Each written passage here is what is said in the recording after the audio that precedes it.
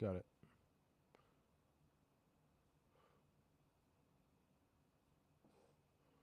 All right, we're good? Yeah, we're good. Got it. All right, let's go.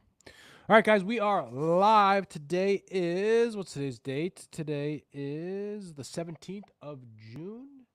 And we are live at 2:17 Eastern Standard Time here in New Jersey. And everyone is, of course, getting ready for 10 o'clock tonight, which is Colombia versus Uzbekistan. And so we are ready for that. But before we do that, what I want to speak to all of you about today is the two traits that predict success. So if you're a chiropractor, if you're a physical therapist, if you're a rehab professional, whether you're in school, whether you've just graduated, whether you're an associate right now, not building the life you want, or you're running a practice making less than $20,000 per month in revenue, this live stream, this podcast is for you. So what I'm going to speak to you about today, as I said, is the two traits that will predict success. And just to give a little bit of background, again, if you don't know me, my name is Justin Rabinowitz, and I have built a 100% cash-based practice, which I no longer work in, that has generated over $1 million in revenue in the last 12 months. And I now have a coaching business where I coach chiropractors in 47 of the 50 states, in Canada, in Singapore, in Australia, and we have put over 400 to 450 people through our program. And so with that, I want to start with a story. So when I graduated chiropractic school, I was looking for a job. I was looking for an associateship, and I was going to move back home to New Jersey. So I interviewed with one of the most respected chiropractors actually in our profession. So for you guys that don't know, I think New Jersey has the most chiropractors in America who have worked in the Olympics. And so the chiropractor that I interviewed with, he actually had been to the Olympics twice. So a very, very accomplished guy. And at the end of the interview, he said something I'll never forget. He looked at me and said, "I'm not going to hire you." And I was shocked, surprised. I thought I did good in the interview. I graduated with great grades, and um, I thought I could be a good fit for his sports practice. That's how I wanted to practice, and the whole thing. Um, and I remember asking him why, like why wouldn't you hire me? Like I thought that I could be a good fit here. Um, and he said something I never forget. He said, "Honestly, I'm not going to hire you because you remind me of me." Like, okay. He said, "You're going to leave here in short time and open your own practice." And at the time, even though I just got rejected from a job, it was actually a compliment.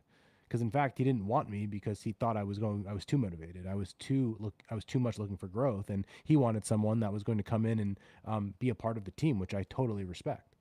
Um, so I took it as a compliment. I was rejected, but at the same time, it actually was pretty good. Looking back, what was interesting is because the reason why he would not hire me in that moment is the exact reason why I would hire a Cairo today. Because what I'm looking for in my life and my business, and to get to the levels that I want to get to, what I've realized is that I need people that are looking to build and grow. I need people who are looking to lead. I'm not looking for people to work in my company who just want a job. I'm looking for someone who wants to become something. And over the last decade, after building businesses, coaching chiropractors, and developing leaders within my clinic, I've noticed that there are two traits specifically that every successful person that I've ever worked with has. And it isn't about the marketing skills, about getting new patients. It's not the sales skills. It's not the clinical skills. Um, it is two traits that I'm going to speak about right now. So people ask me all the time about one of our managing partners, Kaylee. How did Kaylee become Kaylee? How did she get here and become the person now the managing partner of this business in 12 months? And then they say, what about Ashton? Ashton started with you as an associate right out of school. How did those people, because they get on stage now and teach and coach other people in our community, how did they go from a student to an associate into being a managing partner of a seven-figure practice? And I think what people are often looking for is the secret. Like, I'm going to share something magical or mystical with them. Like, there's some magical formula that I've created, which we just kind of like do this with our fingers and just pray and hope, and one day everyone arrives where they should be. I think that sometimes people think I just look for rock star clinicians, all star employees, really smart people with high IQs. They think that maybe we bring people on who are just smarter than the average person, or that they're naturally gifted. And sometimes they'll even say, yeah, you guys must have gotten lucky. Justin got lucky to find them, and they got lucky to find me, and it must have just been the luck. But I don't think any of that is true. I don't think any of that is true. I think the people that are exceptional, the first thing that those people do who are exceptional in their life and in their role and in their world, and this goes beyond just our industry, are first people who know how to, number one, act with confidence, and number two, adjust with humility. And the reason why I wanted to start there was because we've worked very hard within my company, Rehab Chiro, about creating a cultural blueprint. What are the beliefs? What are the things that we believe here to be true? And one of our beliefs is act with confidence and adjust with humility. And so to go back, what is the belief? What is the trait that someone like Dr. Kaylee and Dr. Ashton have had? What are the people in my company beyond them who have been wildly successful beyond my dreams and beyond what they ever thought was possible? And the first thing that I come back to is someone who will act with confidence and also adjust with humility. And I think this is a life-changing trait, an unbelievably important trait. Because the people that are successful in business, in life, in Rehab Chiro, in Strive to Move, they're the people that have the ability to move. They act and they're going to try. And just as fast as they're willing to go and act and try, they combine that with the second thing, which is the ability to receive feedback well. The story that I always tell is about Kaylee. As she always says, she made the book. It's the book about culture. She made the book that I wrote. And if you didn't know, the book. The book. Kaylee's in the book. Why is she in the book? So Kaylee started with us as an intern. And she came to us while still in school, finishing up her clinical hours. She moves across the country from Minnesota, leave her dog and her husband and her house back there. And she came to intern with us with the idea that she was going to go back in a couple months. And I remember one day I was sitting in the office, I think it was 2022, and she walks in like 8:30, patients are at 9. And she was like, oh my God, traffic here is crazy. Like I was almost late and it was crazy, bumper to bumper, 287. And she was complaining about traffic. And I pulled her into the office like immediately. And I just looked at her and said, listen, we don't complain about traffic here. That's not how we operate. We don't do that. That's not the standard that we hold. The crazy part about that story is that if she freaked out and quit and went home, I probably wouldn't tell that story, and I definitely wouldn't use her name out of respect for her. But the reason why I tell that story is because of what happened after, which was it was never a problem again. The thing with most people is that they often take action and they will act, but then when corrected, they'll get defensive or they need to be corrected again. But in that moment, one correction, one adjustment, it was never forgotten. And the story is not about traffic. The story is not about traffic. The story is about being coachable. You see, most people in their life, they hear feedback and they get defensive. Well, here's why I did that. Blah, blah, blah. But the future leaders, the people that are going to grow Rehab Chiro and Strive to Move, and the people in my community who have built world-class businesses that become leaders, future leaders hear feedback and immediately become curious. My friends, you cannot coach someone who needs to be right. You cannot coach someone who needs to be right. I believe that your growth rate in your career, in your life, in your practice, in your family's life, your growth rate is directly tied to your ability to receive feedback well. Because most people, they say they want mentorship. In fact, as we've released this Rehab Chiro executive program, which is why I'm on this live stream and why we're recording this podcast to speak more about that, the number one thing that people want, they say they want, is actually mentorship, until it feels uncomfortable. People say that they want help and they want feedback and they want to be corrected, but that's going to require it being uncomfortable. People say they want to lose weight, gain muscle. By definition, you go to the gym, it fucking hurts. You're sore. It's uncomfortable. You lose weight, you cut calories, you're hungry. It's uncomfortable. How many people say they want to lose weight and they can't? Why? Because many just don't want the uncomfortable thing of cutting calories and putting the fork down sometimes. And this is why people stay stuck. Because if I go back to someone like Kaylee, at the same time, she is someone who has always taken action. She is someone who 3 months out of graduation, she's getting on stage and speaking to my members who've been in practice 10 years. And most normal people would be like, I'm not ready to do this. Like, why would they listen to me, but not her? Why? Act with confidence.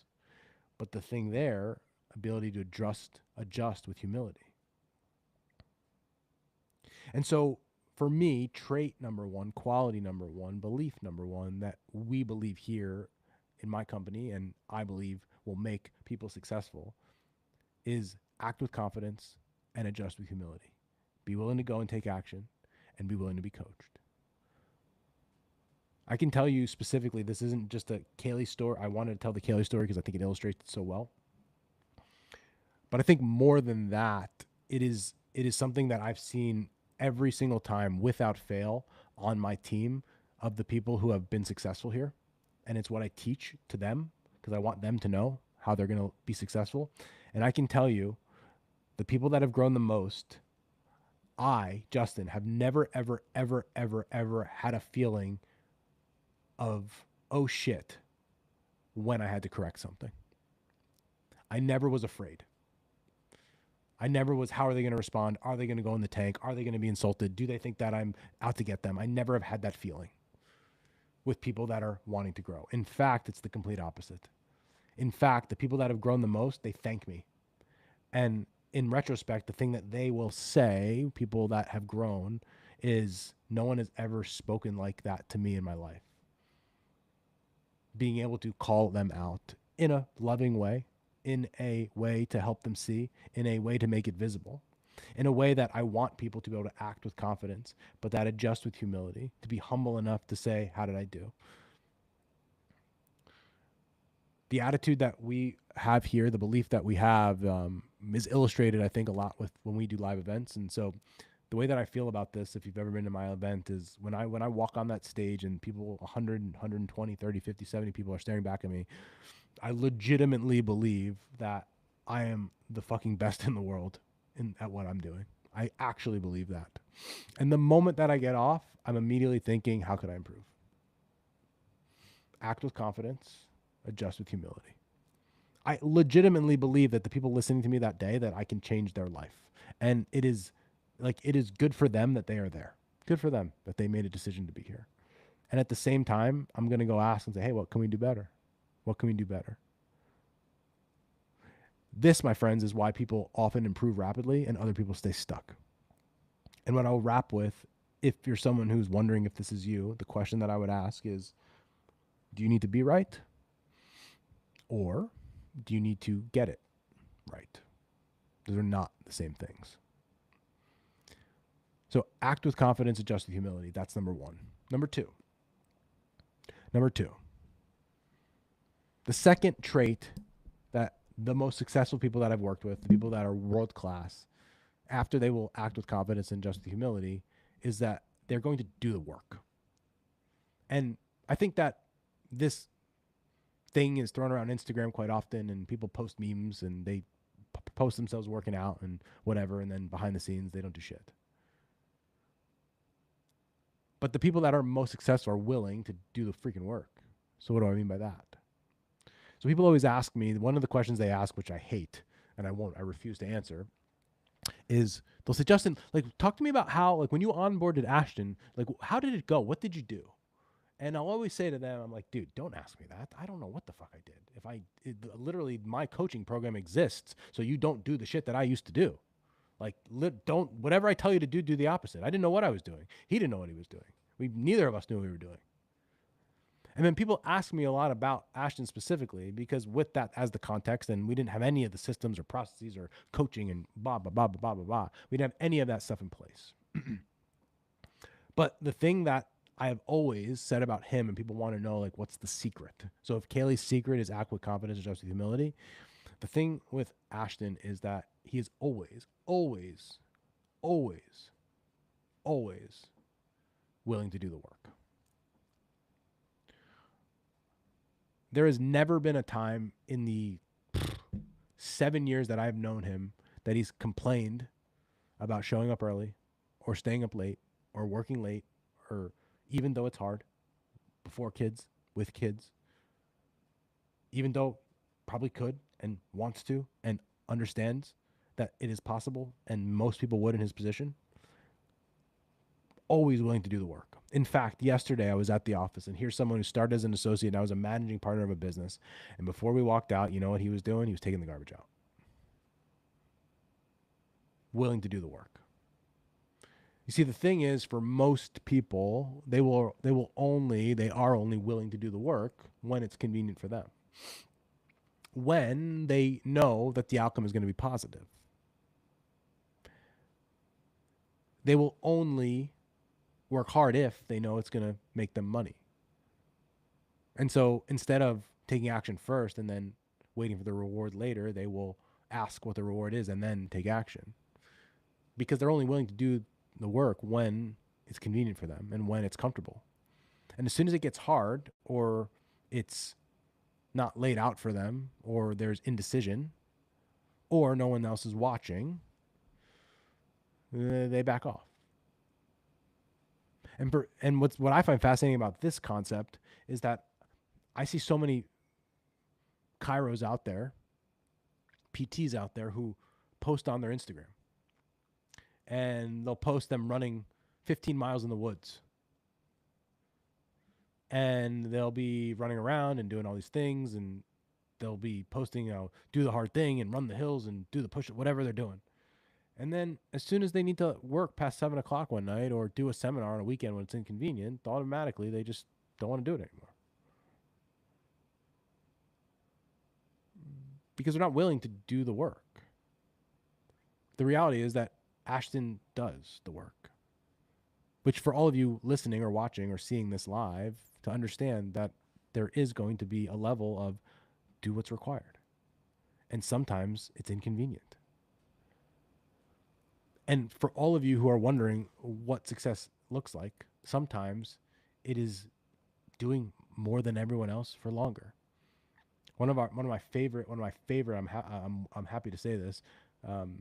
Derek Huddleston, one of my favorite clients, someone who like always says thank you and always appreciative, someone who I adore, who's in our world. He came to me at a mastermind event about a year and a half ago, and he said, what do I need to do to become Justin Rabinowitz? Like, how do I become you? I said, how long have you been in practice? He said, I've owned it for about 2 years. I said, Derek, you're going to put your head underwater and you're going to hold your breath for another 8. And if you can do that, you can become me. Because that's what it took, right? I graduated school in 2012. I opened my practice in 2015.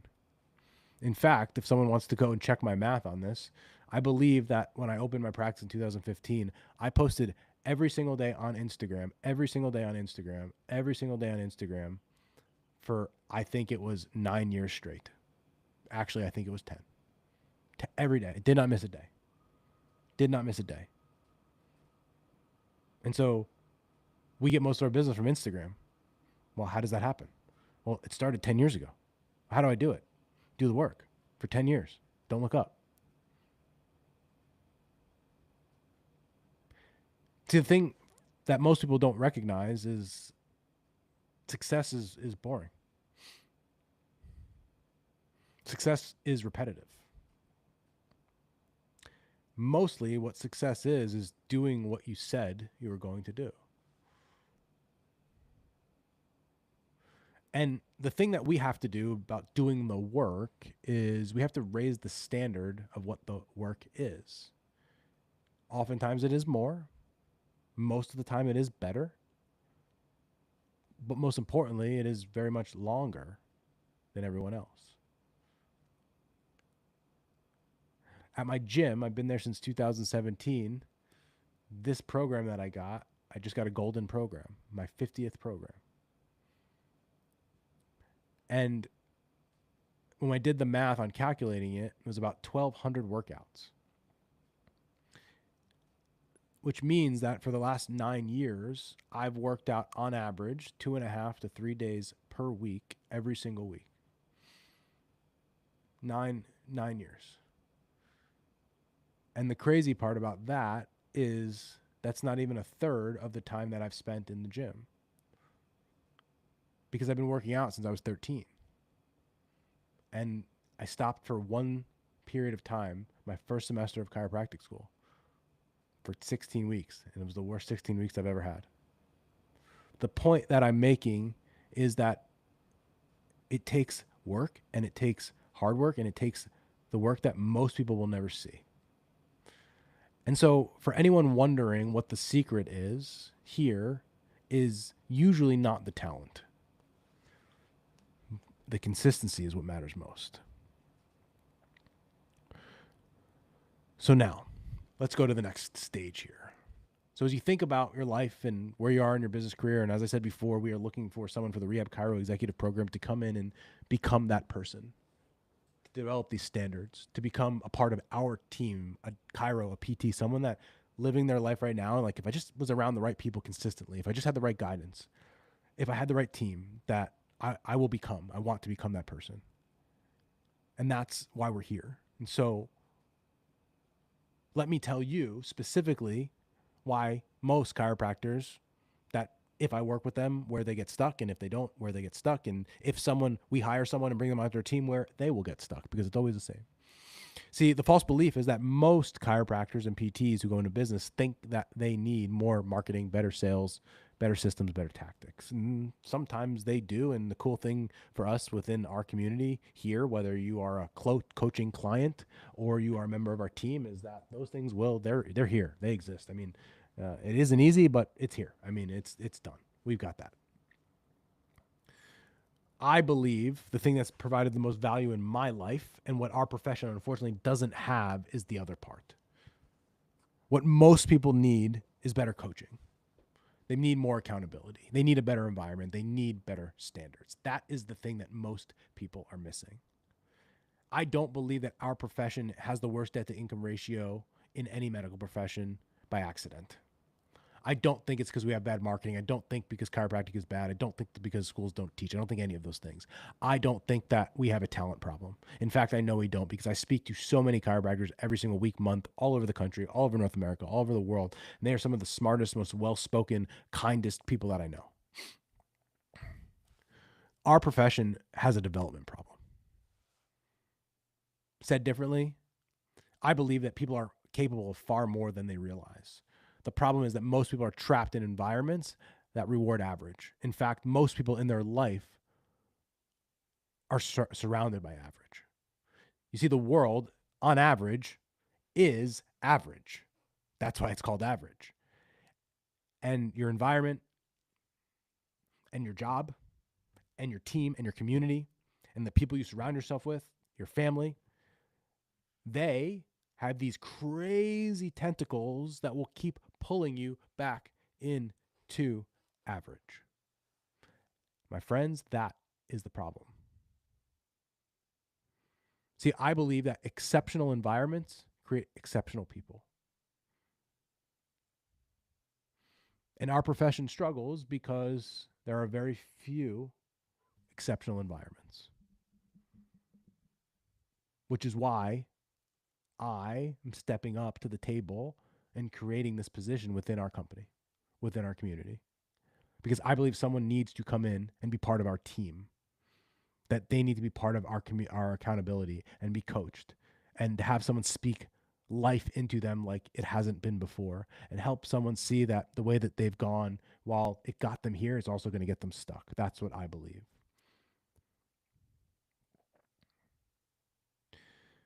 So here's the thing. We've talked about some different traits here. We've talked about act with confidence, adjust with humility. We've talked about being able to do the work. But you see, those two things, if they don't work together, we get in trouble. Because if someone has a work ethic, but they can't take feedback, they work really hard, but can't coach them, they're dangerous. They'll work hard on the wrong things for a really long time. We see that all the time. We see people that come into my program all the time that are legitimately putting in the work. They're working all day and night. They're seeing patients, 150 patients a week, but they've worked on the wrong thing. They've worked on getting more volume in when the thing that they need is a sales process. They've worked on getting into every insurance panel when they should work on getting into communications. They've worked on generating more new patients when they need to work on price structure. So they work very hard on the wrong thing. They have the work ethic, but they aren't willing yet to take feedback. They're not coachable. But then on the other end, you have someone who's coachable, but they're not willing to do the work. That's someone who listens to my podcast and reads my books and might be on this Instagram Live or YouTube Live or listen to the podcast, and they might like what is said, but they won't actually do anything about it. That's not good either. You see, the magic happens when both of these things exist. When both of these exist. When you act with confidence and just with humility, and you're willing to do the work. And so, to put a bow on this, as I said before, we are looking for the next person to become like Kaylee or like Ashton, to become a member of our team, be in our community, that's looking for real guidance and true mentorship, that's looking to accelerate their career, that's looking to be held to a higher standard. Because when people ask me how Kaylee became Kaylee and how Ashton became Ashton, they're usually, again, they're looking for some crazy secret that I just don't have. Kaylee, amazing at taking feedback. Ashton, always willing to do the work. But the one thing that both of them did, they both made a decision to stay in the environment that demanded more from them. Because that's what success looks like. It's not talent, it's not luck, it isn't genetics, it's not who your parents are or were. It's coachability. It's having the work ethic and working on the right things. And it's the willingness to stay with it long enough until growth happens. And so for anyone out there who's listening to this, if you're graduating soon and you want to be put in an environment to accelerate your life, legitimately change your life and your career, the Rehab Chiro Executive Program is for you. And if you are someone who is stuck in an associateship and you know that you're dying a slow death and this is not what you signed up for, you know you've got more, you know you need to be in the right environment, you know that you want to treat a certain way, this program is built for you, where you're going to become part of our team and help us grow to the next level of business. If you are in practice right now and you have your practice and you're making less than $20,000 a month and you've been doing it a few years now, maybe we need to talk. I talked to someone today who's ready to pack it up and quit. Maybe that person just needs to be in a better environment. Maybe they just need some of this. If that is you, you are exactly who we're looking for here in our Rehab Chiro Executive Program. Join my team and change your life. And so if you're on Instagram right now, go to click the link in my bio. We have a short form to fill out. Once you fill that form out, I personally will reach out to you and we can talk through what the next steps are. If you're listening to this on the podcast, please go into the show notes. Click the link in the form. Click the link in the show notes. Fill out the form. Again, I will personally reach out to you to discuss this. Remember, I'm not coaching you here. You're becoming a part of my team, so this matters. This is big. This is big. So if you have any interest at all, if you're looking to be challenged, looking to grow, you're looking to change your life, this program is for you. So I'm hopeful that someone's going to hear this and say, let me throw my hat in the ring. I cannot wait to see who we bring in. And that's a wrap, baby.